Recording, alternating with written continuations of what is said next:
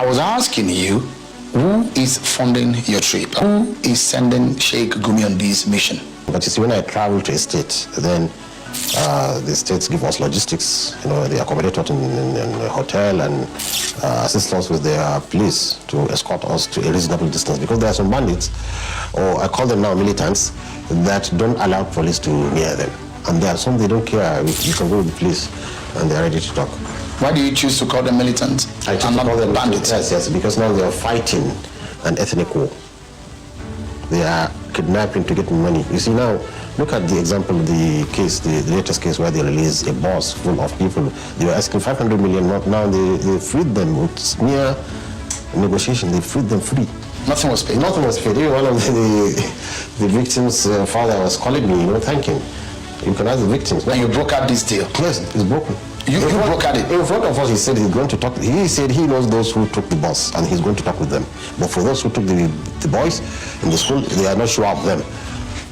But he's still going to investigate who they are, and he's going to convince them to release them because there's a peace process going on now. How soon do you think this can happen? Anytime they can be released, anytime, any minute. So there's a peace process, so they're ready to lay down their arms, stop kidnapping, stop all the things they're doing. And you see, even we call them killer headsmen. How many people do they kill? They only kill, sometimes some of them are on drugs. Some of them are on drugs. So that killing is not killing they want the money. So they're ready and they're comfortable. They can keep somebody as long as they are. Because they are in the bush. Really in the bush. Getting there is very remote. They can keep somebody so they don't have, when they kill it must be accidental. Maybe somebody they took who was sick. But tell me who they have killed. How many? Few. They've killed people? No, they don't kill. If they kill, in the box, they'll kill people there.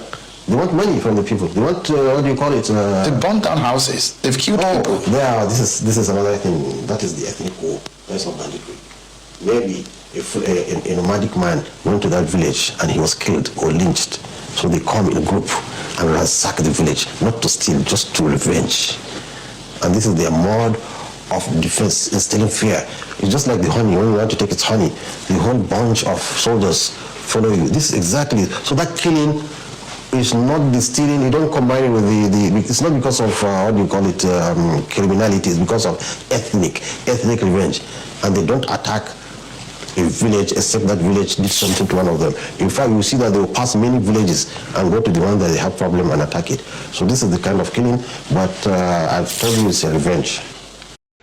To be honest with you, I've been restraining myself for a very long time not to speak in public to Sheikh Ahmad Gumi, with profound respect to him. But first of all, I am a Muslim.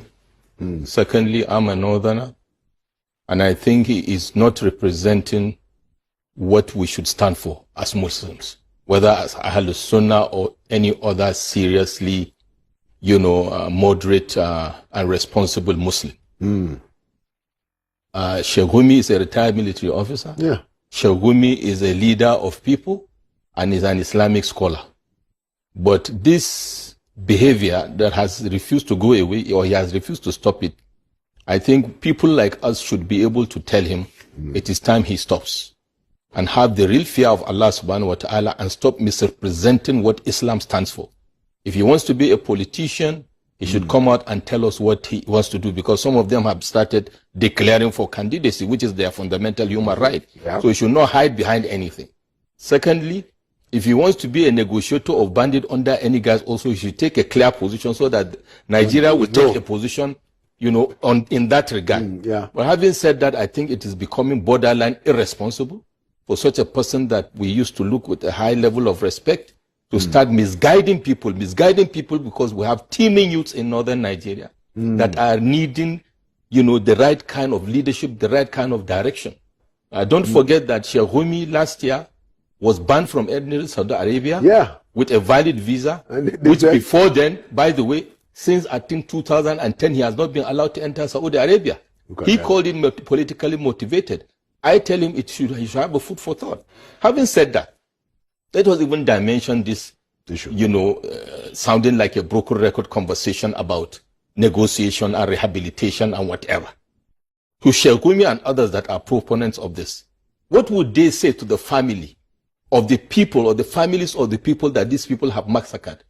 Or has he forgotten the injunction in the Holy Quran about those that took arms and killed innocent people, be they Muslims or non-Muslims, that are non-combatant, that are not fighting against you, that are helpless people. These are vulnerable. In addition to that, talk about negotiation. We are here last 2 or 3 months, a known bandit in Katsina who killed an assistant commissioner of police in action, wore his uniform, took his gun, and went to the so-called negotiation with government officials. What did Sheikh Gumi say about that? What is his own position about that? Is he saying that that particular kind of person is a victim? This man is just gaslighting these people. What will he say about those others that were quote unquote rehabilitated in Maiduguri and others, and even integrated into the army and turned the gun against their fellow army officers and go about disclosing the movements and the logistics? And these things that are saying, these are facts. These are facts. If I knew we were going to have this conversation, I've written about it. I even have their names and the name of the officers they have killed. So there is completely no sense of responsibility, no sense of sensitivity, and there is now beginning to taint this religion of Islam in a way and manner that any well-meaning Muslim in this country should stand up and say, this is enough.